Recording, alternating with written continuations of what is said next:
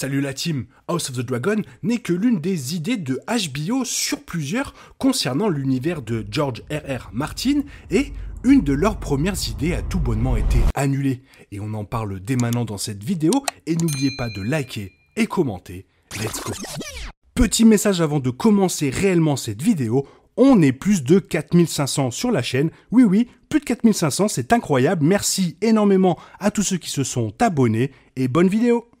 Avec la nouvelle série de HBO, House of the Dragon, les téléspectateurs sont ravis de retrouver le monde de la glace et du feu sur le petit écran depuis la fin de la série mère avec sa saison 8. Bien qu'il soit loin d'être le seul spin-off de Game of Thrones prévu par HBO, c'est le premier à commencer une nouvelle aventure et essayer de se faire une place, non pas comme un spin-off, mais comme une série à part entière. En effet, saviez-vous qu'une autre série, la tristement célèbre Blood Moon, est arrivée au stade pilote avant d'être annulée sans ménagement et brusquement. Donc, il existe dans les méandres de HBO un disque dur avec cet épisode. Oh mon Dieu! Peu de détails sur Blood Moon sont encore très secrets et les véritables raisons de sa suppression restent un sujet de débat. Cependant, un rapport récent du Hollywood Reporter met en lumière le spin-off et son histoire, fournissant quelques indices sur le sort de la série et pourtant, à première vue, ça avait l'air bien sympa. Tout d'abord, parlons de l'équipe qui était censée être à la tête de cette série. Jane Goldman, surtout connue pour ses fréquentes collaborations avec Matthew Vaught, a été la showrunneuse de Blood Moon.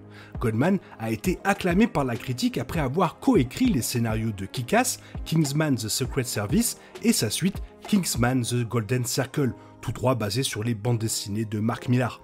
Goldman a également collaboré avec Vaught sur Stardust et X-Men First Class. Blood Moon n'a jamais dépassé le stade pilote, mais le profil THR affirme que Goldman semblait confiante sur une commande de série et avait déjà commencé à assembler une salle d'écrivains pour écrire la saison, mais aussi la Bible. Goldman n'a jamais parlé publiquement de la disparition du projet, elle écrira ensuite le scénario de la prochaine adaptation en direct de La Petite Sirène. Rien à voir quoi. Naomi Watts, 2 fois nominée aux Oscars, devait diriger le casting tentaculaire de Blood Moon. Devenue célèbre avec le chef-d'œuvre néo-noir de David Lynch, Mulholland Drive, Watts a ensuite joué dans des films majeurs comme les films The Ring, King Kong de Peter Jackson et Birdman d'Alejandro González Iñárritu. Watts a également remporté 2 nominations aux Oscars dans la catégorie actrice principale pour son travail sur les films comme 21 grammes et L'Impossible. Les détails sur le rôle de Watts restent secrets.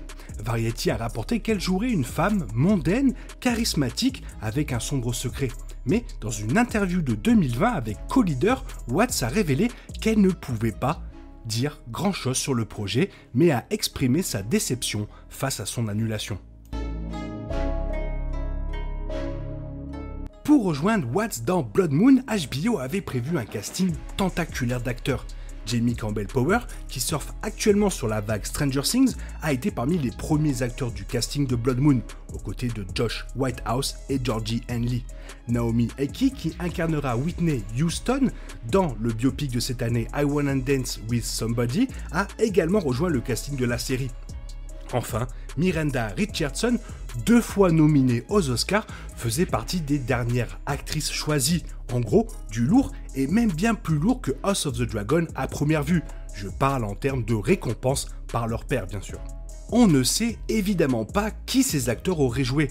Peu de détails sont apparus sur l'un de leurs rôles, et bien que certains personnages reconnaissables des légendes de Westeros puissent faire partie de la distribution, il est probable que la plupart des acteurs auraient joué des personnages obscurs ou carrément nouveaux dans le monde de Ice and Fire.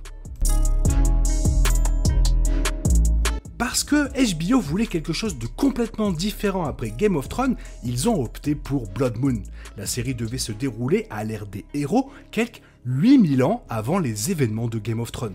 Martin ne révèle pas grand-chose sur ce moment de la chronologie dans ses romans. En effet, A Song of Ice and Fire ne comprend que quelques lignes sur l'âge des héros et la longue nuit.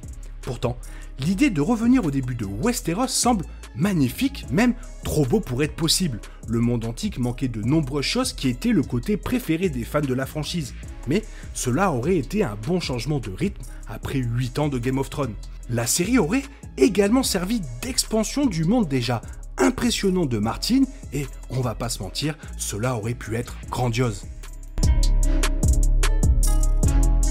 Blood Moon aurait raconté la descente de Westeros de son âge d'or des héros à sa période la plus sombre, la Longue Nuit. Les fans de la série de livres savent que la première Longue Nuit a présenté la montée des Marcheurs Blancs venus des terres plus au nord pour submerger le monde connu dans un hiver qui a duré des générations. La Longue Nuit s'est terminée par la bataille de l'Aube. Le pilote de Blood Moon raconterait une union de mariage entre une maison du sud et une maison du nord, selon Martin. Il serait alors entré dans toute l'histoire des Marcheurs Blancs. La série aurait vraisemblablement suivi l'intégralité de la Longue Nuit, se terminant peut-être par la bataille de l'Aube, la construction du mur et la création de la garde de nuit. A Song of Ice and Fire est l'une des meilleures séries de livres fantastiques de tous les temps et une série qui décrivait ses origines aurait été formidable. L'âge des héros présente plusieurs personnages que les fans de livres connaîtront immédiatement. Des personnages emblématiques de Westeros comme Bran, le bâtisseur, le roi gris, l'âne l'intelligent, Garth Greenhand et l'immortel Eleni étaient responsables de la transformation de l'époque en une période prospère. Beaucoup de ces personnages sont les ancêtres des maisons modernes de Westeros que les fans rencontrent dans Game of Thrones. Par exemple, l'âne l'intelligent est le fondateur de la maison Lannister, tandis que Bran, le bâtisseur, a été le premier roi du Nord et l'ancêtre de la maison Stark. Il n'y a aucune confirmation officielle que le casting annoncé jouerait l'un de ces rôles, cependant ces personnages sont très importants pour l'ère des héros et ils devaient apparaître dans Blood Moon. George R.R. Martin, l'homme derrière A Song of Ice and Fire, a joué un rôle considérable dans le développement de Blood Moon. Comme la plupart des autres spin-offs de Game of Thrones, Martin a travaillé en étroite collaboration avec l'équipe des coulisses pour assurer une représentation précise de son monde. Cependant, Blood Moon était unique parce qu'il n'y avait pas grand-chose dans ses livres sur l'âge des héros ou la Longue Nuit. Martin a exprimé son incertitude quant à la viabilité de l'idée, affirmant qu'il serait très difficile de bien faire. HBO est si secret avec le pilote que Martin ne l'a même pas vu. Il y a de fortes chances qu'il ne le fera jamais d'ailleurs. Malgré l'achèvement du pilote, Blood Moon a été brusquement annulé fin 2019 sans aucune explication. Peu de détails sont sortis à l'époque, le studio restant principalement silencieux et concentrant son attention sur le spin-off qui se produisait réellement et qui deviendrait House of the Dragon. Roger Greenblatt, alors président de Warner Media, ajoute que le pilote n'était pas inaccessible ou horrible ou quoi que ce soit, mais qu'il n'y avait pas la profondeur et la richesse de la série originale. Comme l'a dit Bloys, Blood Moon était un risque plus élevé, une récompense plus élevée aussi. Sans les livres de Martin, l'émission aurait été de la seule responsabilité de HBO. Et compte tenu de la façon dont cela s'est passé pour Game of Thrones saison 8, sur les réseaux surtout, ils auraient peut-être hésité à réessayer. Voilà, je voulais absolument vous parler du premier spin-off de Game of Thrones finalement, et du coup ça m'a fait assez plaisir de faire cette vidéo. J'espère que je vous aurai bien tout expliqué avec le peu d'informations que j'ai réussi à trouver. D'ailleurs, si tu as des commentaires ou des théories à me faire passer, n'hésite pas à me les mettre dans la zone commentaire, car tu sais que j'aime énormément vous lire. J'espère que la vidéo t'a plu, et si elle t'a plu, n'hésite pas à la liker, t'abonner, la partager, la commenter. Merci. Je te souhaite une bonne matinée, après-midi, peut-être une bonne soirée ou un bon week-end. Bisous bisous, hasta la vista.